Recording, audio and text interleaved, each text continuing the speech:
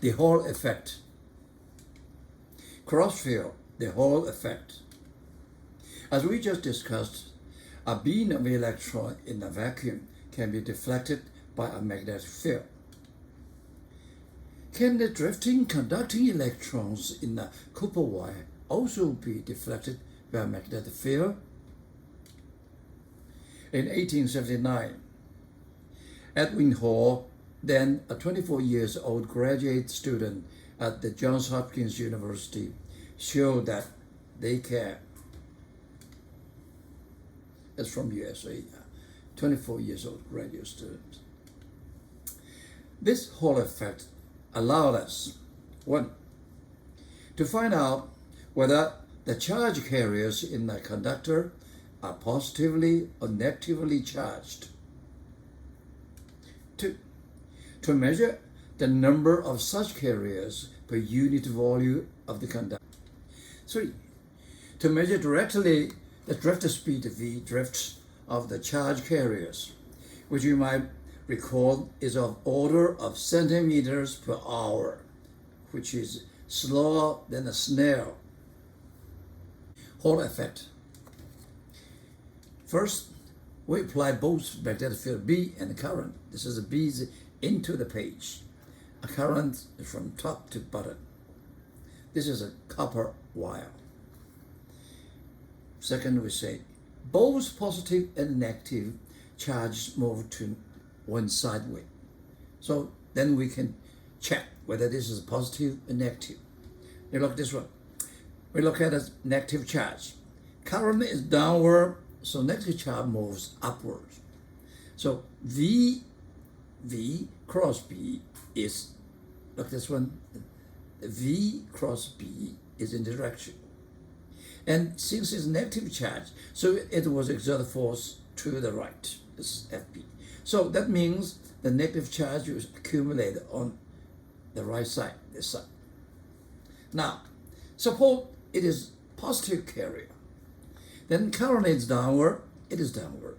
So there's V cross B in this direction. And it is also the force direction, FB. So the positive charge here will go to this direction. Okay? So that means both positive or negative charge move to the one sideway. Then we can judge from this potential difference. Okay? If it's positive carrier, this side is potential is high. If negative charge carrier, this side potential is low, so we can find it. So Hall potential difference V, this is V equal to EQ, ED, this is distance D, ED is potential difference. Okay. Then from the sign, we can find it's positive or negative. Okay. Now let's look at Hall effect. First, we know it is negative charge which is carry the current, this electron. Second, it can tell us how many in a unit volume. We look at this.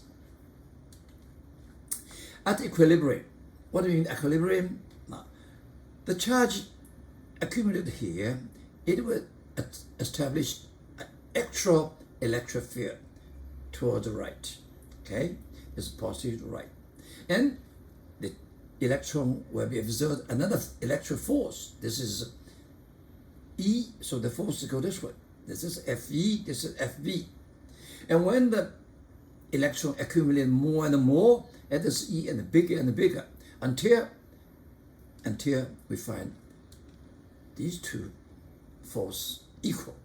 That means QE go direction. QB is QVDB go direction. They equal. Then what will happen? It will not drift to any direction. It goes slow. Okay? So this is must be the equilibrium condition. QE equal to QVBT. Or in this case, we got drift velocity. VD equal to E over B. What is the E? E is V over D. There's a potential difference divided by the distance D. Okay. And from previous calculation, we know that the drift speed is equal to the current density over NE. N is the carrier density per unit volume. E is the charge of electron. Okay? And this current density equal to total current divided by area. What is area? Now, this is a D. If the thickness is T, so this is dt is the area, cross-section area. Okay? And we know that VD, the drift speed, we calculate from different point of view. They must be the same. Okay? So we get this one is V over BD equal to VD equal to I over N dt. So from this one, we can find N. Thanks God. You see, we know V, we know I, we know V, we know E, we know T. We can get this one. So this is wonderful. This is wonderful. Okay. Finally, we can find the drift speed. Okay. We measured it. The drift is very slow. Okay. Very slow. And we also explained why before, right? It is also possible to use the Hall effect to measure directly the drift speed Vd of the charge carrier, which you might recall is of the order of centimeters per hour. We know that when switched on the electricity, the bulb bright instantly. Okay, it looks like the current goes very fast, but actually the drift speed of an electron is very, very slow. We have explained why, right? Now, we look at this one. When the electron moved this direction, current downward, it upward, okay? And we know it was exerted force by the magnetic field. Okay. Now, what do? We try to move this current, the copper current, opposite direction with velocity u, velocity go. And then we can check the electric potential, okay?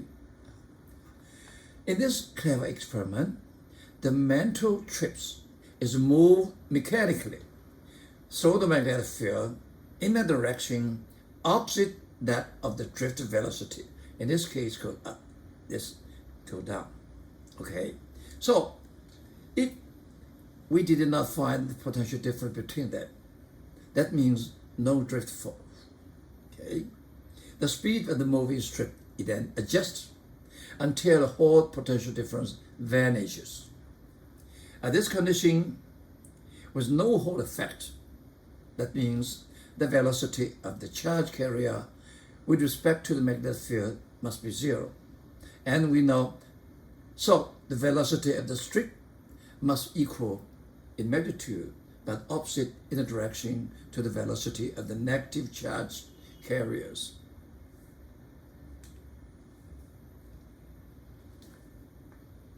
This Hall effect probe will be used to demonstrate the deflection of electrons inside a conductor in the presence of a magnetic field. The probe consists of a small rectangular metal strip with two leads feeding current in along its long dimension. Another pair of leads along the sides reads the voltage developed sideways across the conductor in a magnetic field. The voltage output is zero in the absence of a magnetic field. When we bring the probe near a magnet, an output voltage appears. Reversing the probe in the field reverses the polarity of the output.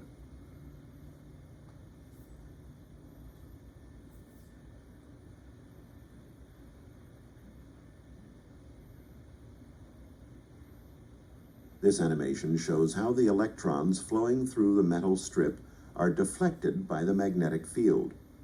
The electrons are pushed toward the bottom of the strip, resulting in an accumulation of electrons near the bottom and a voltage between the top and bottom of the strip.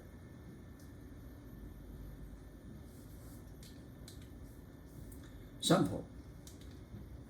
Figure shows a solid metal cube of H length D, OD, 1.5 centimeter, moving in positive y direction at a constant velocity v of magnitude 4.0 meter per second. The cube moves through a uniform magnetic field B of magnitude 0.05 OT directed towards positive Z. Question A.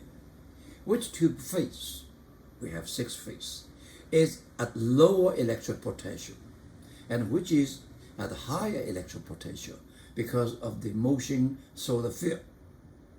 Now we assume positive charge inside, not negative, because we get the same answer. Positive is easier to handle. If positive move together with this Q, go up, and you have a B, we know, okay, Q, V cross B is this direction along positive exclusion. If the charge, okay, is the positive, then the positive charge will go this direction, will accumulate this one. So this phase on the right has a high potential, and the phase on the left with a lower potential. The left phase is at the lower potential, and the right at higher. Question B. What is the potential difference between the phases of the higher and the lower electrical potential? Now, we use the same thing. In this case, we balance the magnetic field force that equal to electric field force on the carrier. So this is the electric field force, this is the magnetic field force. They must be equal, okay? So then we can find the potential, the E equal to V over D, okay? So we put one, we got the V, very simple, 3.0 millivolt.